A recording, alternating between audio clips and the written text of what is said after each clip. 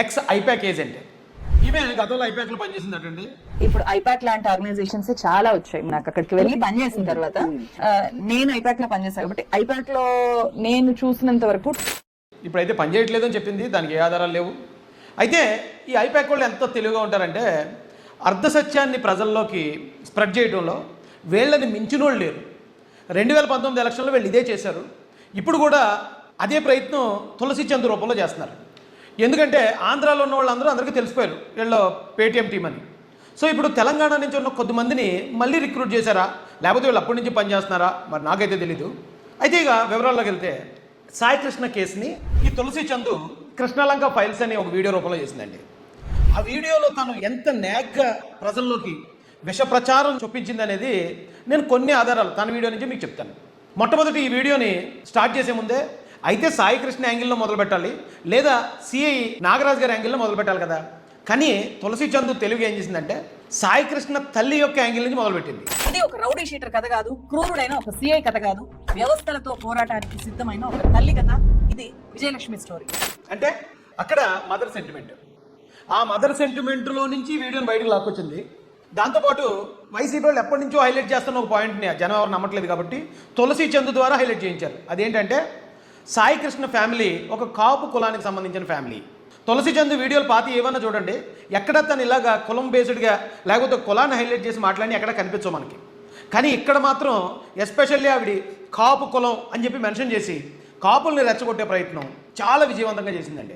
గాది విజయలక్ష్మి గారిది చాలా పెద్ద కుటుంబము, కాపు సామాజిక వర్గానికి చెందిన ఫ్యామిలీ వాళ్ళది. దాంతోపాటు అసలు సాయి కృష్ణ కేసుకి రావణ్కి సంబంధం లేదు.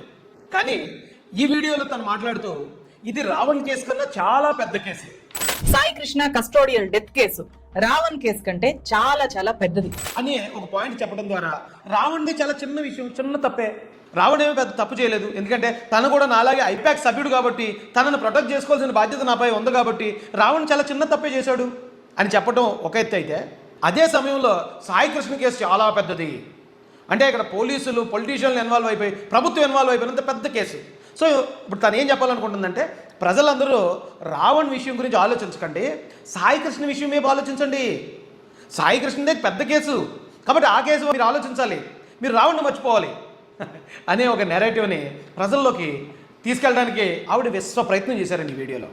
ఇదే వీడియోలో సాయి కృష్ణ తల్లి ఆ సిఐతో పాటు 8 మంది పోలీసులు ఉన్నారు, కేవలం వాళ్ళు మాత్రమే ఈ నేరానికి బాధ్యులని క్లియర్ కట్గా చెప్పింది.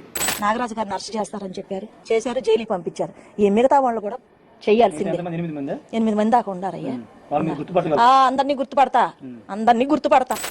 కానీ తులసి చందు మాత్రం ఏం చెప్తుందంటే అండి, పోలీసులు ఉన్నారు, దీనిలో హైయర్ అఫీషియల్స్ ఉన్నారు, వారితో పాటు పెద్ద పెద్ద రాజకీయ నాయకులు ఉన్నారు అనేది ఆ తల్లి స్టేట్మెంట్కి ఇప్పుడు యాడ్ చేసింది. ఇటు వెనకాల ఒక పెద్ద లింక్ ఉంది. పోలీస్ డిపార్ట్మెంట్ లో ఉండే ఉన్నత స్థాయి వ్యక్తులు, పాలిటిక్స్ లో ఉండే చాలా పెద్ద వ్యక్తులు. ఇంతకీ సాయి కృష్ణ తల్లి ఎవరు? అందులో మాట్లాడుతున్న పెద్ద ఆవిడ లేకపోతే తులసి చందువా? సాయి కృష్ణ తల్లికి తెలుసా ఆ చంపిన వాళ్ళు ఎవరనేది, లేకపోతే తులసి చందుకు తెలుసా? ఇక్కడే మనం ఆలోచించాలండి. అంటే అర్ధ సత్యం ఒక నిజానికి మరికొంత అబద్ధాన్ని జోడిస్తారు, అది చాలా ప్రమాదం అండి. దాంతోపాటు ఈ వీడియోలో తులసి చంద్ ఒక విష ప్రయత్నం మరొకటి చేసింది. ఒక ఐపీఎస్ ఆఫీసర్, ఒక కమిషనర్ రాజశేఖర్ బాబు గారు, ఆయన మీద ఎటువంటి ఆధారం లేకుండా ఆయన్ని ఈ కేసులో ముద్దాయిగా చూపించాలనే ఒక కుట్రపూరితమైన ఆలోచన ధోరణిలో ఆవిడ ఒక ప్రయత్నం చేసింది. ఎంత తెలివిగా చెప్పిందంటే, ఇదే సాయి కృష్ణ గతంలో ఓ మర్డర్ చేశాడు. నవీన్ రెడ్డి అనే ఒక రోడ్ని బర్త్డేకి అని పిలిచి ఈ సాయి కృష్ణ అతన్ని ఎలిమినేట్ చేయడం జరిగింది. నవీన్ రెడ్డి అనే ఇంకో రౌడీ షీటర్ని తన బర్త్డేకి ఇన్వైట్ చేసి అతనితో గొడవ పెట్టుకుని బీర్ బాటిల్తో అతని గొంతులో సాయి కృష్ణ అతన్ని చంపేశాడు. తర్వాత ఆ వీడియో తీసి నేనే మోస్ట్ వాంటెడ్ క్రిమినల్ అని చెప్పి సోషల్ మీడియాలో పోస్ట్ చేశాడు. ఎప్పుడైతే సాయి కృష్ణ నవీన్ రెడ్డిని అలా చేశాడో ఇమీడియట్గా అప్పుడున్న కమిషనర్ రాజశేఖర బాబు గారు 10 బృందాలని అపాయింట్ చేసి ఆ కేసులో సాయి కృష్ణని అరెస్ట్ చేయమన్నారు. అరెస్ట్ చేశారు కూడా.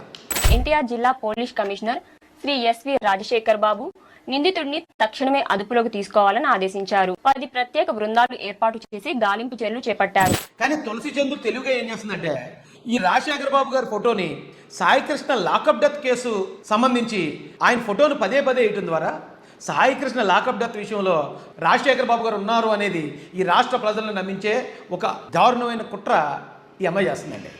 నిజానికి సిఐ నాగరాజు గారు సాయి కృష్ణని రెండోసారి అరెస్ట్ చేసినప్పుడు ఇందులో కమిషనర్ రాజశేఖర్ బాబు గారికి ఎటువంటి సంబంధం లేదు. కానీ తులసి చందు తెలుగు ఏం చెప్తుందంటే ఆయన కమిషనర్ కాబట్టి కింద ఉన్న అన్ని డిపార్ట్మెంట్లు ఆయన హ్యాండ్ ఓవర్లో ఉంటాయి కాబట్టి టాస్క్ ఫోర్స్ కూడా ఆయన హ్యాండ్ ఓవర్లోనే ఉంటుంది కాబట్టి ఇది ఆయనే చేశాడు అని ఇంత పెద్ద నేరాన్ని ఒక ఐపీఎస్ ఆఫీసర్ మీద ఏ ఆధారం లేకుండా ఆవిడ ఒక ఎలిగేషన్ చేస్తుందండి. ఇది 100% నేరం. ఇది చట్టాన్ని పరిరక్షించే పోలీసులకి ఈ రోజున రక్షణ లేకపోతే వాళ్ళని ఇలాంటి తప్పుడు కేసులు ఇరికించాలని ఇలాంటి ఐపాక్ టీం ప్రయత్నిస్తూ ఉంటే వీళ్ళని ఇలాగే వదిలేస్తే రేపొద్దున జడ్జిలను కూడా అంటారండి మళ్ళీ. ఎందుకంటే ఆల్రెడీ ఒకసారి వైసీపీ గవర్నమెంట్లో హైకోర్టు జడ్జిలను కూడా తిట్టారు వీళ్ళు. అలాగే ఇప్పుడు తొండముదిరి ఊసరవల్లి అవుతున్నట్టు ఇప్పుడు ఎంగా కమిషనర్ గారి మీద కూడా వీళ్ళని బ్లేమ్ వేయడానికి ఆలోచించకుండా మాట్లాడుతున్నారంటే మరి ఏం చేయాలండి వీళ్ళని? ఈ అమ్మాయి మ్యానిపులేషన్ మరొకటి ఉందండి. ఏంటంటే ఇదే సాయి కృష్ణ నవీన్ రెడ్డిని చేసిన కేసులో అరెస్ట్ అయ్యాడు కదా. అరెస్ట్ అయినప్పుడు తనని ఎవరో బయటకు తీసుకొచ్చారు. ఆ కుటుంబానికి కూడా సంబంధం లేకుండా చాలా తొందరగా తను బయటకు తీసుకొచ్చారు అని చెప్తుంది. చాలా తొందరగా అంటే ఎన్ని రోజులు అనుకుంటున్నారు? 90 రోజుల తర్వాత. అతని మీద పెట్టిన సెక్షన్ బిఎన్ఎస్ సెక్షన్ 103 కేసు. అంత సీరియస్ కేసులో విచిత్రం ఏంటంటే 90 డేస్లోనే అతను జైలు నుంచి బయటకు వచ్చేసాడు. ఏమంటే మర్డర్ కేసులో 90 రోజులకి దాటి ఒక్క రోజైనా సరే ఛార్జ్షీట్ వేయడం కనుక లేట్ అయితే డిఫాల్ట్ బెయిల్ ఇచ్చి ఆ ముద్దాయిని బయటకు వదిలేస్తుంది కోర్టు. 90 రోజులు అనేది మ్యాక్సిమం మర్డర్ కేసుకి.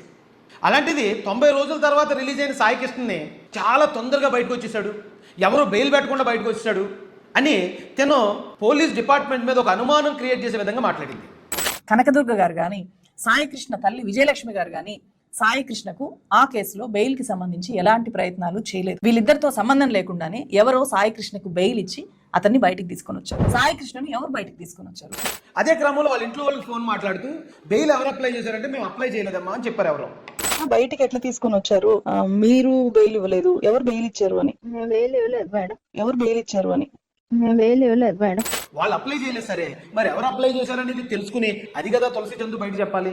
కానీ తను ఏం చెప్తుందంటే మేము అప్లై చేయలేదని ఒక చిన్న ముక్కనే కట్ చేసి అదిగో ఫ్యామిలీ మెంబర్ ఒక ఆవిడ అప్లై చేయలేదంది కాబట్టి పోలీసులే అప్లై చేసి బయట తీసుకొచ్చారు. పోలీసులే ఆయనతో మరో నేరం చేయించాలనే ప్రయత్నం చేశారు. ఒక ల్యాండ్ డీలింగ్ కోసం నవీన్ రెడ్డిని సాయి కృష్ణని ఈ పోలీసులు పొలిటీషియన్లు ఉపయోగించేశారు. అది బయటకు వచ్చేటప్పుడు వీళ్ళిద్దరిని కలిపి చంపేశారు అని ఏ ఆధారం లేని ఒక దారుణమైన దరిద్రమైన ఆరోపణ ఇవి చేస్తుంది. అండ్ సిఐల్ని అడ్డం పెట్టుకొని నవీన్ రెడ్డి సాయి కృష్ణ లాంటి రౌడీ షీటర్లను రంగంలోకి దించి చాలా పెద్ద ల్యాండ్ డీలింగ్ చేశారు. అది బయటికి రాకుండా నవీన్ రెడ్డిని కృష్ణలంకలో చంపించి జైలు నుంచి బయటకు వచ్చిన తర్వాత వెంటనే సాయి కృష్ణను లేపేయాలి అని చెప్పి అనుకున్నారు. కుదరకపోవడంతో ఈ లాకప్ డెత్ జరిగింది అని చెప్పి కొంతమంది ద్వారా నాకు తెలిసింది. ఈ ఎలిగేషన్ కూడా ఎవరి మీద చేస్తుంది? సాక్షాత్తు పోలీస్ డిపార్ట్మెంట్ మీద చేస్తుంది, ఈ రాష్ట్ర ప్రభుత్వం మీద చేస్తుంది, ఏ ఆధారం లేకుండా. నోట్ దిస్ పాయింట్ అండి. ఈ విషయానికి నేను ఒక ఇద్దరు భయంకరమైన సాక్షులను తీసుకొచ్చిందండి. చాలా గొప్ప సాక్షులలో వీళ్ళిద్దరూ చెప్పిన సాక్ష్యం 100% నిజం అన్నట్టు ఇద్దరు సాక్షులు ప్రవేశపెట్టింది. వాళ్ళిద్దరు ఎవరో తెలుసండి? ఒకటి వైసీపీ మాజీ మంత్రి అంబటి రాంబాబు, ఇంకోటి వైసీపీ పేటీఎం ఆర్టిస్టు జాడ శ్రవణ్.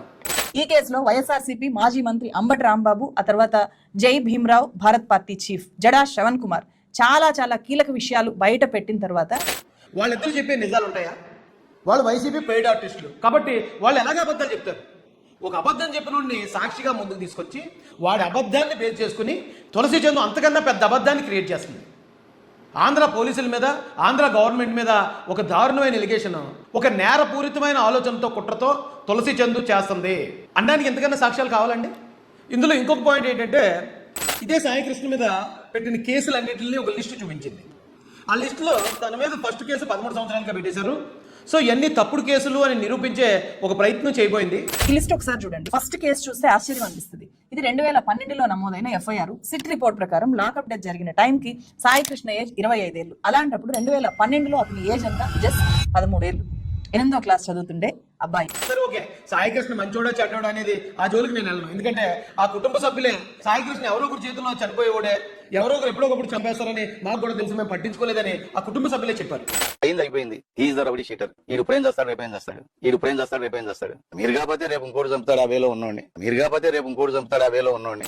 కాబట్టి సాయి కృష్ణ విషయానికి నేను వెళ్ళను. కానీ మరి అదే తులసి చందుకి మొదటి కేసు కనిపించింది 13 సంవత్సరాలకి 2012లో పెట్టారు అనే కేసు కనిపించింది. 2012లో కూటమి గవర్నమెంట్ కాదు కదా, మరి అది ఏ గవర్నమెంట్ అనేది కూడా మీరు చెప్పాలి కదా.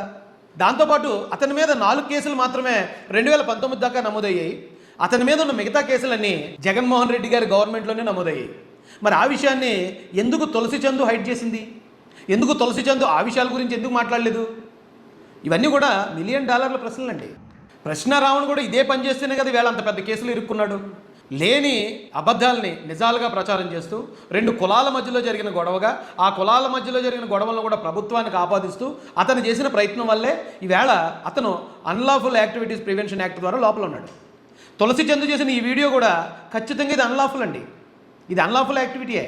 ఎందుకంటే అక్కడ సాయి కృష్ణ తల్లేమో పోలీసుల మీద ఎలిగేషన్ చేస్తే తులసి చందు వచ్చి ఇది మొత్తం డీల్, ఇది పెద్ద ల్యాండ్ డీల్, ఇది దీని వెనకాతల పోలీస్ డిపార్ట్మెంట్ అంతా ఉంది, కమిషనర్ గారు ఉన్నారు, అలాగే పెద్ద పెద్ద పొలిటీషియన్లు ఉన్నారని ప్రభుత్వం మీద ఒక బ్లేమ్ చేయడం అనేది 100% అన్లాఫుల్ యాక్టివిటీ అండి ఇది. ఎలాంటి డీలింగ్స్ జరిగాయి, ఆ సిఐల మధ్య ఏం జరిగింది, వాళ్ళు ఎలాంటి పెద్ద ఆఫీసర్స్తో కలిసి డైరెక్ట్గా పనిచేస్తున్నారు, రియల్ ఎస్టేట్ మాఫియా ఈ సిఐల్ని, పెద్ద పెద్ద పోలీస్ ఆఫీసర్స్ని అండ్ చాలా పెద్ద రాజకీయ నాయకుల్ని ఎలా కలిపి ఈ రౌడీ షీటర్లను వాడుతోంది. పైగా తనే చెప్పుకుంటుంది తను ఐపాక్లో పనిచేశానని. కంప్లీట్గా ఈ వీడియో ద్వారా కూటమిని అస్థిరపరచాలనే ఆ ప్రయత్నం అయితే 100% మనకు కనిపిస్తుంది. మరి దీన్ని అన్లాఫుల్ యాక్టివిటీ అనకపోతే ఏమంటారు? ఎందుకు ఇలాంటి తప్పుడు పనులు ఎందుకు చేస్తున్నారు? రాజశేఖర్ బాబు గారైనా ఒక కమిషనర్ గారిని అన్నిసార్లు ఈ కేసు విషయంలో ఎందుకు మీ వీడియోలో డిస్ప్లే చేశారు? ఆ రాజశేఖర్ బాబు గారు ఇప్పుడు వైసీపీ వాళ్ళ కల్తీ లెక్కర్ మాఫియా కేసుల్ని ఆయనే డీల్ చేస్తున్నాడట. కాబట్టి వైసీపీ వాళ్ళకి ఆయన ఎలాగన్నా బదనాం చేయాలి అనే ఒక ఆశ ఎప్పటి నుంచో ఉంది. సో ఆ పనిని ఇప్పుడు తులసి చందు ద్వారా ఎంత తెలివిగా అర్ధసత్యంతో దాన్ని ప్రజల ముందుకు తీసుకెళ్లే ప్రయత్నం చేశారు. ఇక వైసీపీ వాళ్ళ మాటలు ఎవరో వింటలేదు కాబట్టి ప్రొఫెసర్ నాగేశ్వర్ గారు లాంటి వారితోనో, లేకపోతే ఇలాంటి తులసి చందు లాంటి వారితోనో, ఇలాంటి ఒక న్యూట్రల్ జర్నలిస్ట్ వాళ్ళ పేరు ముసుగేసుకుని తిరుగుతున్న వాళ్ళతో ఈరోజు వైసీపీ పని చేయించుకుంటుంది. ఆ క్రమంలోనే కదా అదే న్యూట్రల్ జర్నలిస్ట్ అని చెప్పుకుంటున్న ప్రశ్న రావణ్ ఈ రోజున ఉప కేసులు ఇరుక్కున్నాడు. ప్రశ్న రావణ్తో పాటు ఆ గమనాన్ని ఎవరైతే ఉన్నారో ఆవిడ కూడా ఈ రోజున కేసులు ఇరుక్కునే పరిస్థితి. ఎందుకు ఇలాంటి ముసుగు పనులు చేస్తున్నారు? ఎందుకు ఇలా గవర్నమెంట్ని అస్థిరపరచాలని ఎంత దారుణమైన కుట్రలకు తెరదీస్తున్నారు? ప్రజలందరూ ఇలాంటి వాళ్ళ విషయంలో జాగ్రత్తగా అప్రమత్తంగా ఉండాలని తెలియజేస్తూ జై భీమ్, జై భారత్, జై జనసేన, జై తెలుగుదేశం, జై చంద్రబాబు.